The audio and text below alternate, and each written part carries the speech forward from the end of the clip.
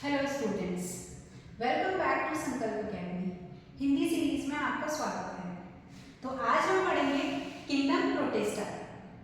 सबसे पहले हम देखते हैं किंगडम प्रोटिस्टा में जो ऑर्गेनिजम्स आते हैं उनकी क्या क्या कैरेक्टरिस्टिक्स होते हैं। So first, features of organisms. तो बेसिकली जो किंगडम प्रोटिस्टा के अंदर जो भी ऑर्गेनिजम्स को रखा गया है वो यूनिसेलुलर होते हैं। Unicellular in nature. यूनिसेलुलर का मतलब है uni means one and cellular means cells. Means ऐसे ऑर्गेनिज्म जो एक सेल से मिलकर बने होते हैं उन्हें हम यूनिसेलुलर ऑर्गेनिजम्स कहते हैं। इसके अलावा ये यूकैरियोटिक नेचर के होते हैं, यूकैरियोटिक। और यूकैरियोट्स का मतलब है eu means true and karyotes means karyon. Karyon का मतलब है न्यूक्लियस। इसका मतलब ऐसे ऑर्गेनिजम्स जिसमें वेल डेवलप्ड न्यूक्लियस प्रेजेंट होता है। वेल डेवलप्ड न्यूक्लियस का मतलब होता है जिसमें सारे पार्ट्स प्रेजेंट होते हैं। न्यूक्लियर मेम्ब्रेन हो, न्यूक्लियोलस प्रेजेंट हो, साइटोप्लाज्म हो और उसके अंदर क्रोमैटिन फाइबर्स प्रेजेंट हो। ठीक है, तो अभी हमें समझ में आया कि किंगडम प्रोटिस्टा के अंदर जो ऑर्गेनिजम्स प्रेजेंट होते हैं वो यूनिसेलुलर नेचर के होते हैं और यूकैरियोट्स होते हैं। ठीक है, इसके बाद इसमें जो ऑर्गेनिजम्स आते हैं उसमें से कुछ ऑर्गेनिजम्स के पास क्लोरोफिल प्रेजेंट होता है जबकि कुछ ऑर्गेनिजम्स के पास क्लोरोफिल नहीं होता है। जैसे कि अगर मैं बात करूं एग्जाम्पल के तौर पे अमीबा और पैरामीशियम। अमीबा और पैरामीशियम दो ऐसे ऑर्गेनिज्म हैं जो किंगडम प्रोटिस्टा के अंदर आते हैं और इनमें क्लोरोफिल प्रेजेंट नहीं होता है। इसका मतलब हम कह सकते हैं कि ये कुछ इनकी सिमिलैरिटीज एनिमल्स जैसी होती है क्योंकि एनिमल के अंदर भी क्लोरोफिल एब्सेंट होता है। ठीक है, इसके बाद हमारा आता है नो क्लोरोफिल। ओके, इसका मतलब कि अमीबा और पैरामीशियम अगर क्लोरोफिल प्रेजेंट नहीं है तो ये फोटोसिंथेसिस नहीं कर पाएंगे और फोटोसिंथेसिस नहीं होगी तो ये फूड अपना प्रिपेयर नहीं कर पाएंगे। इसका मतलब ये फूड के लिए दूसरे ऑर्गेनिजम्स पे डिपेंड रहेंगे। तो ऐसे ऑर्गेनिजम्स को हम कहते हैं हेटेरोट्रॉफ्स। ओके, इसके बाद हमारे कुछ ऑर्गेनिजम्स ऐसे होते हैं जो किंगडम प्रोटिस्टा में भी रखे गए हैं लेकिन उनके पास क्लोरोफिल प्रेजेंट होता है, जैसे कि Euglena and diatoms have chlorophyll. इसका मतलब अगर इनके पास क्लोरोफिल प्रेजेंट है तो ये फोटोसिंथेसिस कर सकते हैं और अपना खाना बना सकते हैं, मींस फूड प्रिपेयर कर सकते हैं with the help of photosynthesis process. Okay, तो ये कुछ ऑर्गेनिजम्स होते हैं जो कि जिनमें क्लोरोफिल प्रेजेंट भी हो सकता है और क्लोरोफिल एब्सेंट भी हो सकता है जो कि किंगडम प्रोटिस्टा में आते हैं। इसके बाद जो हमें पढ़ना है वो हमें अमीबा को डिटेल में पढ़ना है। तो अब हम देखते हैं कि अमीबा की क्या कैरेक्टरिस्टिक्स होती हैं। इसका मतलब अगर हमने किंगडम प्रोटिस्टा की कैरेक्टरिस्टिक्स पढ़ ली हैं तो वही सारी कैरेक्टरिस्टिक्स हमारी अमीबा की होंगी क्योंकि अमीबा जो है हमारा वो किंगडम प्रोटिस्टा में ही आता है। ठीक है, तो अमीबा कैसा होगा? It is an unicellular because it is made up of one cell and it is eukaryotes. ठीक है, इसके अलावा अगर मैं बात करूं कि जो अमीबा होता है इसका जो स्ट्रक्चर है वो इर्रेगुलर शेप का होता है। इसका मतलब इसका कोई डेफिनेट शेप नहीं होता है। ठीक है, तो it is irregular in shape. इसके बाद इसमें सेंटर में जो जेनेटिक मटेरियल है उसे हम न्यूक्लियस कहते हैं because it is eukaryotic category. तो इसका मतलब न्यूक्लियस इसमें प्रेजेंट होगा और यहाँ पर इसमें जो सब्सटेंस प्रेजेंट होता है between nucleus and cell membrane it is called as cytoplasm. This is cytoplasm. Okay, this one is nucleus and this is cell membrane. इसके अलावा जो अमीबा में कुछ फिंगर लाइक प्रोजेक्शंस प्रेजेंट होते हैं जो कि मूवमेंट और लोकोमोशन में हेल्प करते हैं तो उन्हें हम कहते हैं स्यूडो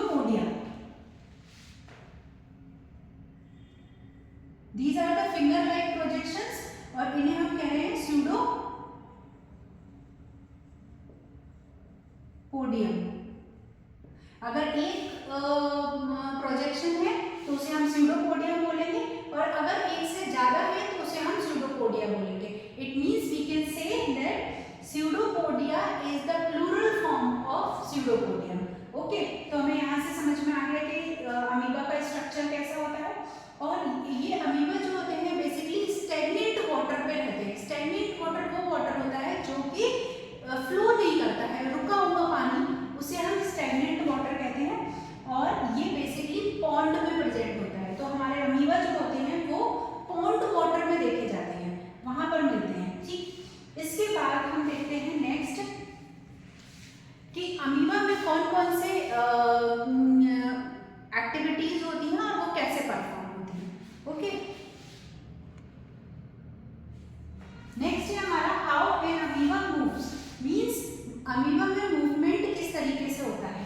तो अमीबा बेसिकली स्यूडोपोडिया की हेल्प से मूव करते हैं। जैसे कि कोई भी फूड आइटम उनके कांटेक्ट में आता है या अमीबा उसको सेंस करता है, वैसे ही अमीबा के अंदर जो साइटोप्लाज्म प्रेजेंट होता है, ये साइटोप्लाज्म है और यहाँ पर न्यूक्लियस है।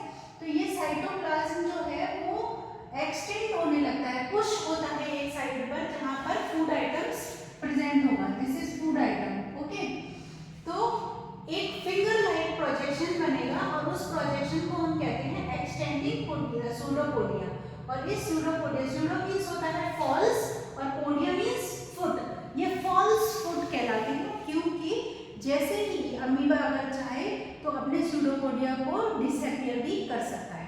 ठीक है, तो इसे हम स्यूडोपोडिया कहते हैं। और ये pseudopodia finger like projections develop होते हैं जैसे ही फूड आइटम इनके कांटेक्ट में आता है तो ये उसकी तरफ मूव करना चाहते हैं, मूव करते हैं with the help of pseudopodia. इस मूवमेंट को हम अमीबॉइड मूवमेंट कहते हैं। This movement is called as amoeboid movement. Okay, next आते हैं how an amoeba feeds. Means amoeba कैसे फूड को इनटेक करते हैं। तो सबसे पहले हम देखते हैं कि जैसे ही फूड आइटम अमीबा के पास, अमीबा सेंस कर पाते हैं कि उसके आसपास कोई फूड आइटम है, तो वैसे ही ये टू स्यूडोपोडिया मींस साइटोप्लाज्म को पुश करते हैं उसकी तरफ और दो स्यूडोपोडिया को बनाना तैयार करते हैं। और ये दोनों स्यूडोपोडिया फूड को इंट्रैप करता है और एक वैक्यूल फॉर्म करता है इस तरीके से। ये दोनों स्यूडोपोडिया ज्वाइन होते हैं और अंदर एक एम्प्टी स्पेस क्रिएट करते हैं जिसमें कि फूड जो है वो इंट्रैप हो जाता है और इसको हम कहते हैं फूड वैक्यूल।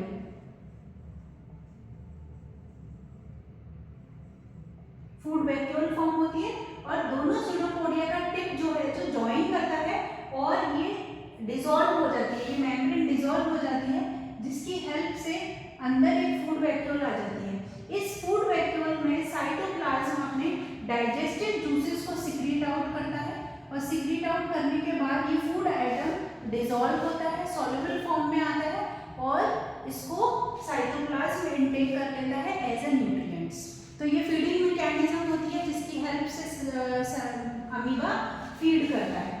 तो फीडिंग के लिए क्या इंपॉर्टेंट है, फूड वैक्यूल इंपॉर्टेंट है। ओके, नेक्स्ट हमारा है how an amoeba excrete. Means इनमें एक्सक्रीशन का प्रोसेस कैसे होता है।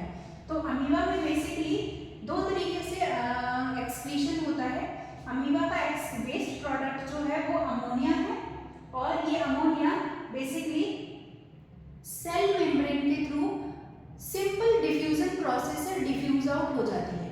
ठीक है, तो एक तो आपका ये है कि with the help of simple diffusion process it gets excreted out through the cell membrane. और डिफ्यूजन क्या होता है, diffusion is the movement of solid substances or solute molecules from higher to lower concentration and it is a spontaneous process through the cell membrane. Okay, so ammonia जो है वो cell membrane के through diffuse out हो जाती है।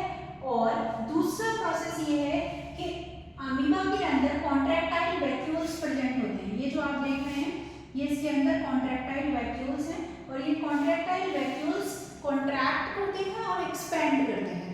जैसे ही इनके अंदर वाटर आता है तो ये एक्सटेंड कर जाते हैं और वाटर रिमूव होता है तो ये कॉन्ट्रैक्ट कर जाते हैं। तो ये क्या करते हैं, ये कॉन्ट्रैक्टाइल वैक्यूल में वाटर एक्यूमुलेट होता है और इस वाटर में ही अमोनिया, वाटर प्लस अमोनिया, ये आपका, क्योंकि अमोनिया हमारा पानी में सॉल्युबल होता है तो ये वाटर प्लस अमोनिया आपका कॉन्ट्रैक्टाइल वैक्यूल में एक्यूमुलेट होता जाता है और फिर उसके बाद जब ये बहुत ज़्यादा इकट्ठा हो जाता है कॉन्ट्रैक्टाइल वैक्यूल में तो ये एक्सक्रीट आउट होता है थ्रू द सेल मेम्ब्रेन और इसके साथ ही अमोनिया भी एक्सक्रीट आउट हो जाता है। तो एक तो वाटर के साथ through the contractile vacuole ammonia excrete out होता है और दूसरा सिंपल मेम्ब्रेन से डिफ्यूजन प्रोसेस के थ्रू भी अमोनिया एक्सक्रीट आउट होता है। नेक्स्ट हम देखते हैं how an amoeba respire. Amoeba जो है वो रेस्पिरेशन का प्रोसेस कैसे होता है। तो बेसिकली इसमें जो अमीबा हमारा पॉन्ड वाटर में रहता है तो सराउंडिंग में जो वाटर है उसमें ऑक्सीजन डिसॉल्व्ड फॉर्म में प्रेजेंट होती है और इस डिसॉल्व्ड ऑक्सीजन को ये इनटेक करते हैं। ये मैकेनिज्म जो होता है ये डिफ्यूजन प्रोसेस होता है ये वाला आपका। और दूसरा जो ये एक्सपायर करते हैं कार्बन डाइऑक्साइड को रिलीज करते हैं सराउंडिंग वाटर में, ये भी आपका डिफ्यूजन प्रोसेस के थ्रू होता है। तो बेसिकली अगर मैं कहूँ तो जो अमीबा है वो रेस्पिरेशन करता है through the diffusion process, means oxygen को लेता है डिफ्यूजन के थ्रू और कार्बन डाइऑक्साइड को रिमूव करता है थ्रू द डिफ्यूजन प्रोसेस। ठीक, इसके बाद में नेक्स्ट लास्ट प्रोसेस है हाउ एन अमीबा रिप्रोड्यूस।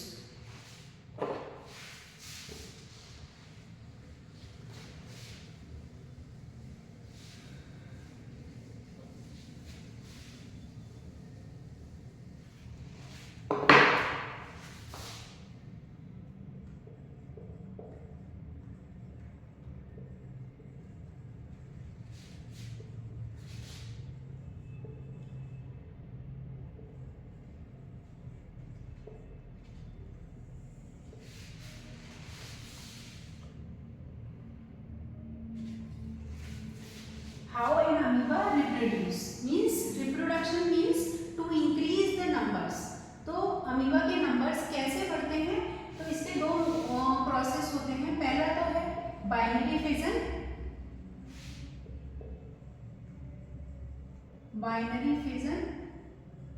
और सेकंड प्रोसेस है हमारा जिसे हम कहते हैं मल्टीपल फिजन।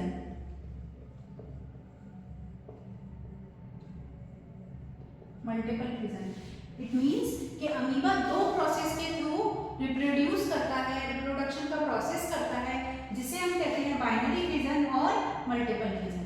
जब फेवरेबल कंडीशंस होती हैं तो फेवरेबल कंडीशंस में बाइनरी फिजन होता है और अनफेवरेबल कंडीशन आती है तो मल्टीपल फिजन होता है। बाइनरी फिजन में बेसिकली मान लीजिए दिस इज द अमीबा, इस अमीबा में ये न्यूक्लियस है तो सबसे पहले इसका न्यूक्लियस डिवाइड करता है टू डॉटर न्यूक्लियस में। तो क्या होगा,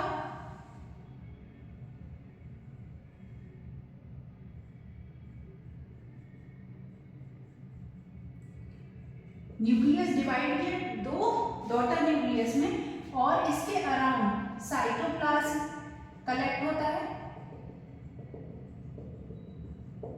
और जैसे ही साइटोप्लाज्म कलेक्ट हो जाता है उसके बाद ये सेल मेम्ब्रेन जो है वो स्प्लिट होने लगती है और ये दो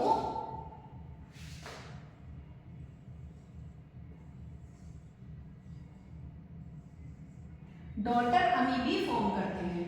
तो ये तो बाइनरी फिजन होता है, सिंपल पहले न्यूक्लियस डिवाइड करता है टू डॉटर न्यूक्लियस में, उसके बाद उसके चारों तरफ साइटोप्लाज्म इकट्ठा होता है और फिर सेल मेम्ब्रेन स्प्लिट होती है और दो डॉटर अमीबी फॉर्म होते हैं।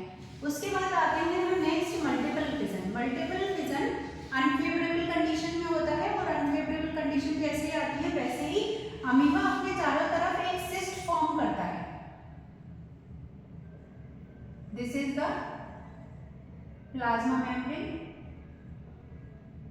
और this one is the cyst. To protect themselves. तो ये जो सिस्ट फॉर्म हुई है, इसी में सबसे पहले न्यूक्लियस डिवाइड करते हैं और बहुत सारे डॉटर न्यूक्लियस फॉर्म होते हैं, और ये डॉटर न्यूक्लियस के चारों तरफ साइटोप्लाज्म कलेक्ट होता है, और साइटोप्लाज्म जैसे ही कलेक्ट हो जाता है तो इसे हम कहते हैं डॉटर, दिस इज डॉटर अमीबुली।